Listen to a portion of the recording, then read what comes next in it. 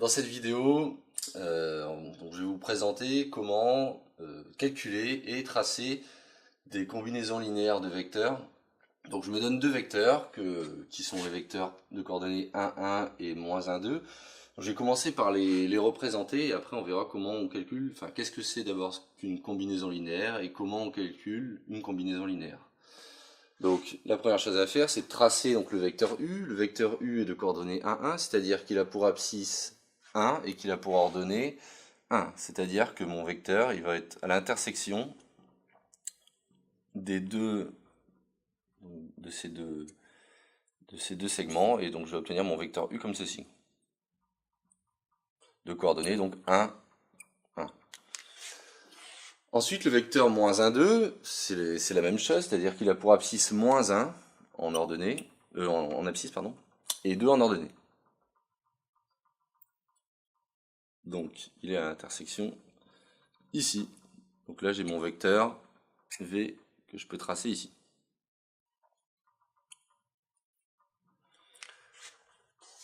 Alors, qu'est-ce qu'une combinaison linéaire de vecteurs? Donc, si je me donne deux vecteurs U et V, ce qu'on va appeler une combinaison linéaire, c'est simplement donc, la conjonction de l'addition de ces deux vecteurs et de la multiplication par un scalaire, c'est-à-dire un réel. Donc, typiquement, une combinaison linéaire, c'est quelque chose de la forme lambda 1 U plus lambda 2 V, où U et V sont les deux vecteurs. Donc, U et V sont les vecteurs. Et lambda 1 et lambda 2 sont des scalaires, par exemple, enfin des réels. Par exemple, 1, 2, 3, -1, -2. Donc en vert, ce sont ce qu'on appelle ce sont des réels, quoi, des scalaires. C'est-à-dire que lambda 1 et lambda 2 appartiennent, sont tous les deux des réels, donc lambda 1 et lambda 2, le couple, appartient à R2. Donc, alors là, ce qu'on va voir maintenant, c'est concrètement comment on s'y prend pour multiplier et additionner des vecteurs. Donc, le vecteur U, on va commencer par faire simplement une multiplication, c'est-à-dire juste en fait considérer l'élément lambda 1 fois U. Donc lambda 1 vaut 2 ici, et U, c'est U. Donc on voudrait multiplier U par 2, c'est-à-dire multiplier le vecteur 1, 1 par 2. Alors comment est-ce qu'on fait ça? Ça consiste tout simplement à multiplier composante par composante, chacune des composantes par le réel qui se trouve devant le vecteur, quoi. Donc là, typiquement, mon vecteur de U, ça sera simplement 2,2. Et donc, comment tracer le vecteur U, le vecteur de U, pardon? Là, ça revient finalement à multiplier par 2 l'abscisse et à multiplier par 2 l'ordonnée. Donc le vecteur de U, il va se trouver à l'intersection donc de 2 et de 2. C'est-à-dire il va se trouver ici. Donc ça, c'est le vecteur de U. Donc le vecteur en rose ici. Donc même chose, on va faire le même genre de choses cette fois-ci, sauf que on va en plus rajouter une addition, c'est-à-dire qu'on va additionner deux vecteurs préalablement multipliés par un scalaire 2. Donc on va y aller, on va faire le calcul. Donc 2U, on l'a déjà calculé, c'est 2,2. Et on va ajouter ça à 2V, c'est-à-dire 2 fois -1, 2. Donc comment est-ce qu'on s'y prend pour calculer ça?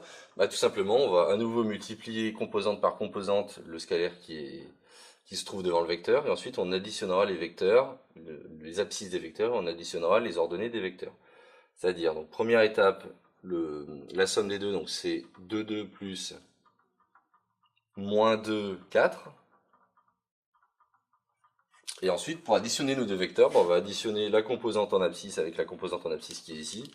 Et on va additionner la composante en ordonnée avec la composante en ordonnée qui est ici. Ce qui va nous donner finalement comme vecteur,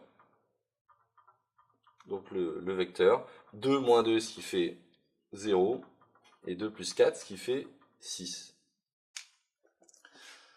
Et donc on peut très bien tracer notre vecteur de la même manière qu'on le faisait précédemment, c'est-à-dire en disant tout simplement on va prendre l'abscisse 0 et on va prendre l'ordonnée 6, quoi. Alors il y a une autre technique pour pour y parvenir, sans regarder les abscisses et les ordonnées, tout simplement en utilisant donc les deux vecteurs qui sont déjà présents ici. Donc typiquement, si j'ai V, je peux tracer de la même manière que j'ai tracé 2U, je peux tracer 2V en multipliant par 2 finalement ce vecteur. Donc là, je peux tracer 2V qui est ici.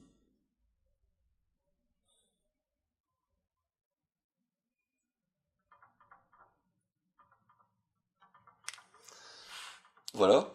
Et comment tracer donc 2U plus 2V?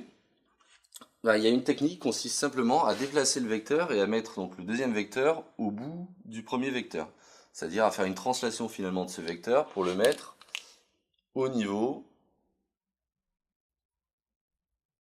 enfin au bout de la flèche du premier vecteur. En fait, faire la somme de deux vecteurs, c'est finalement parcourir le premier vecteur puis parcourir le second vecteur pour obtenir finalement le vecteur attendu qui est 2U plus 2V qui se trouve ici.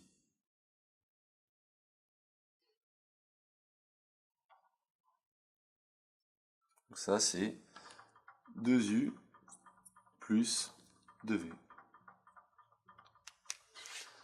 Voilà, et on retrouve donc notre vecteur 0, 6. Donc voilà qui termine cette vidéo sur le tracé de combinaison linéaire de vecteurs.